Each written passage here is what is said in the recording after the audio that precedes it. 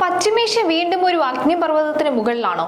Gulf രാജ്യങ്ങളെ നടുക്കുന്ന തരത്തിൽ ഇറാനിൽ നിന്ന് പുറത്തു വന്നിരിക്കുന്ന പുതിയ ഭീഷണി ലോകരാജ്യങ്ങളെ കടുത്ത ആശങ്കയിലാഴ്ത്തുന്നത് കൂടിയാണ്. ഞങ്ങളുടെ നേതാക്കൾക്ക് നേരെ ആക്രമണം ഉണ്ടായാൽ നിങ്ങളുടെ കൊട്ടാരങ്ങൾ ബാക്കിയുണ്ടാവില്ല എന്ന ഇറാന്റെ തുറന്ന താക്കീത് വെറും ഒരു വാക്ക് മാത്രമല്ല, മറിച്ച് വലിയൊരു യുദ്ധത്തിന്റെ സൂചനയാണോ എന്നാണ് പലരും ചോദിക്കുന്നത്. അമേരിക്കൻ സൈനിക താവളങ്ങൾക്ക് മണ്ണ് വിട്ടു നൽകുന്ന സൗദി അറേബ്യയും UAEയും ഉൾപ്പെടെയുള്ള രാജ്യങ്ങൾ ഇറാന്റെ നേരിട്ടുള്ള ലക്ഷ്യസ്ഥാനങ്ങളായി മാറിയിരിക്കുന്നു. മേഖലയിൽ സമാധാനം പുലരുമോ അതോ രാജ്യാന്തര ബന്ധങ്ങൾ തകർന്നടിയുമോ എന്ന ചോദ്യം ഇപ്പോൾ ഉയരുകയാണ്. ഈ സംഘർഷാവസ്ഥ ഏറ്റവും കൂടുതൽ ബാധിക്കുക ഗൾഫ് രാജ്യങ്ങളിൽ കഴിയുന്ന ലക്ഷക്കണക്കിന് പ്രവാസികളെ കൂടിയാണ്, പ്രത്യേകിച്ച് മലയാളികളെ. പശ്ചിമേഷ്യൻ രാഷ്ട്രീയത്തെ മാറ്റിമറിക്കാൻ പോകുന്ന ഈ സുപ്രധാനമായ നീക്കത്തിന്റെ ചില വിവരങ്ങളെക്കുറിച്ച് പറയാം.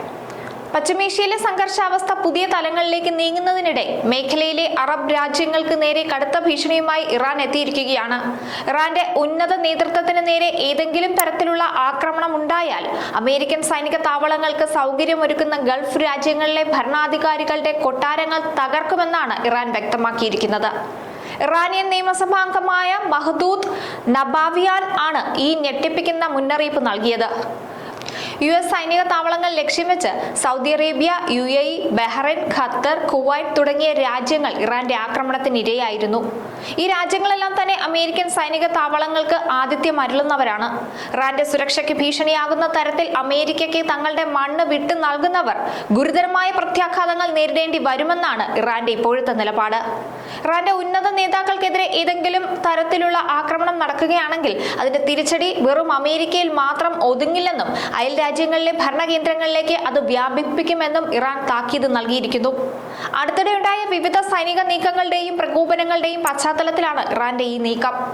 ഇസ്രായേലും ഇറാനും തമ്മിലുള്ള സംഘർഷം മുറുകുന്ന സാഹചര്യത്തിൽ അമേരിക്കൻ താവളങ്ങൾ ഉപയോഗിച്ച് ഇറാനെതിരെ നീക്കങ്ങൾ നടക്കുമോ എന്ന ആശങ്ക ടെഹ്റാനുണ്ട്.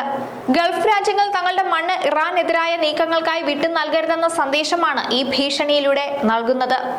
ആഗോള ആശങ്ക ഇറാന്റെ ഈ പുതിയ ഭീഷണി ആഗോള എണ്ണ വിപണിയെയും സാമ്പത്തിക മേഖലയെയും ആശങ്കയിലാക്കി.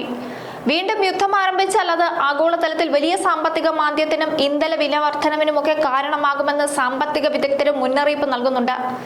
ഗൾഫ് മേഖലയിലെ സമാധാനം നിലനിർത്തുന്നതിൽ നിർണായക പങ്ക് വഹിക്കേണ്ട രാജ്യങ്ങൾ ഇറാന്റെ ഭീഷണിയോട് എങ്ങനെ പ്രതികരിക്കുമെന്നാണ് ലോകം ഉറ്റുനോക്കുന്നത്. അമേരിക്കൻ സാന്നിധ്യം തങ്ങളുടെ സുരക്ഷയ്ക്ക് അനിവാര്യമാണെന്ന് കരുതുമ്പോഴും ഇറാന്റെ നേരിട്ടുള്ള ആക്രമണ ഭീഷണി ഈ രാജ്യങ്ങളെ കടുത്ത സമ്മർദ്ദത്തിലാക്കുന്നുണ്ട്. വരും ദിവസങ്ങളിൽ നയതന്ത്ര തലത്തിലുള്ള നീക്കങ്ങൾ ഈ സംഘർഷത്തിന്റെ ഗതി നിർണ്ണയിക്കും.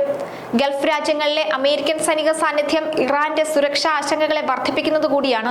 ഖത്തറിലെ അൽ ഉബൈദ് എയർബേസ്, ബഹ്റൈനിലെ കപ്പൽപ്പട ആസ്ഥാനം എന്നിവയൊക്കെ അമേരിക്കയുടെ തന്ത്രപ്രധാനമായ കേന്ദ്രങ്ങളാണ്. ഇവയെല്ലാം തന്നെ തങ്ങളുടെ മിസൈൽ പരിധിയിലാണെന്ന് ഓർമ്മിപ്പിക്കുക കൂടി ചെയ്യുകയാണ് ഇറാൻ ഇപ്പോൾ. മേഖലയിലെ സുരക്ഷയ്ക്കായി അമേരിക്കയെ ആശ്രയിക്കുന്ന ഗൾഫ് രാജ്യങ്ങൾക്ക് ഇറാന്റെ ഭീഷണി വലിയൊരു നയതന്ത്ര വെല്ലുവിളി തന്നെയാണ് ഉയർത്തുന്നത്. ലോകത്തെ എണ്ണ വിതരണത്തിന്റെ പ്രധാന കേന്ദ്രമാണ് ഗൾഫ് മേഖല. ഇവിടെ ഉണ്ടാകുന്ന ചെറിയൊരു അസ്വസ്ഥത പോലും അന്താരാഷ്ട്ര വിപണിയിൽ ക്രൂഡ് വിലയിൽ വില വർദ്ധിക്കാൻ കാരണമാകും. ഹോർമൂസ് കടലിടുക്ക് പോലുള്ള തന്ത്രപ്രധാനമായ പാതകൾ തടസ്സപ്പെട്ടാൽ അത് ആഗോള സാമ്പത്തിക മേഖലയെ കൂടി ബാധിക്കുന്നതാണ്. ഇന്ത്യ ഉൾപ്പെടെയുള്ള ഇറക്കുമതിയെ ആശ്രയിക്കുന്ന രാജ്യങ്ങളെ ഇത് സാരമായി തന്നെ ബാധിക്കും. ഇറാന്റെ ഈ പുതിയ ഭീഷണി പശ്ചിമേഷ്യയിലെ നയതന്ത്ര ബന്ധങ്ങളെ കടുത്ത പരീക്ഷണത്തിലേക്കാണ് തള്ളിവിട്ടിരിക്കുന്നത്. ഒരു വശത്ത് തങ്ങളുടെ സൈനിക താവളങ്ങൾ സംരക്ഷിക്കാൻ അമേരിക്ക ശ്രമിക്കുമ്പോൾ മറുവശത്ത് അയൽ രാജ്യങ്ങളുമായി നേരിട്ടുള്ള ഏറ്റുമുട്ടലിന് ഇറാൻ തയ്യാറെടുക്കുന്ന കാഴ്ചയാണ് നാം കാണുന്നത്. യുദ്ധമാർക്കും ഗുണം ചെയ്യില്ല എന്ന തിരിച്ചറിവിൽ ലോകശക്തികൾ എത്ര വേഗം ഈ പ്രശ്നത്തിൽ ഇടപെടുമെന്നാണ് ഇനി കണ്ടറിയേണ്ടത്. ഗൾഫ് രാജ്യങ്ങളുടെ ആത്മസംയമനം, വരും ദിവസങ്ങളിലെ നയതന്ത്ര ചർച്ചകളുമെല്ലാം ഈ പ്രതിസന്ധിക്ക് പരിഹാരം കാണുമെന്ന് തന്നെ നമുക്ക് പ്രത്യാശിക്കാം. സമാധാനം പുലർന്നില്ലെങ്കിൽ അതിന്റെ പ്രത്യാഘാതം പശ്ചിമേഷ്യയിൽ മാത്രം ഒതുങ്ങില്ല, ആഗോള തലത്തിൽ തന്നെ വലിയ മാറ്റങ്ങൾക്ക് അത് വഴിവെക്കും. പശ്ചിമേഷ്യൻ സംഘർഷങ്ങൾ ഏറ്റവും കൂടുതൽ ബാധിക്കുന്നത് പ്രവാസികളെ കൂടിയാണ്. യുദ്ധസമാനമായ സാഹചര്യം ഉണ്ടായാൽ കമ്പനികളുടെ പ്രവർത്തനം മന്ദഗതിയിലാവുകയും തൊഴിൽ വിപണിയിൽ വലിയ ഇടിവുണ്ടാവുകയും ചെയ്യും. ഇത് പ്രവാസികളുടെ വരുമാനത്തെയും ജോലി സ്ഥിരതയും ഒക്കെ നേരിട്ട് ബാധിക്കും. വ്യോമപാതകൾ അടയ്ക്കുന്നതിലൂടെ വിമാന ടിക്കറ്റ് നിരക്കുകൾ കുതിച്ചുയരാനും നാട്ടിലേക്കുള്ള യാത്രകൾ അനിശ്ചിതത്വത്തിലാവാനും എല്ലാം സാധ്യതയുണ്ട്. പ്രാദേശിക കറൻസികളുടെ മൂല്യത്തിലുണ്ടാകുന്ന വ്യതിയാനവും സാധനങ്ങളുടെ വിലക്കയറ്റവും എല്ലാം പ്രവാസികളുടെ സാമ്പത്തികത്തെ കൂടി പ്രതികൂലമായി ബാധിക്കുന്ന ഘടകങ്ങളാണ്.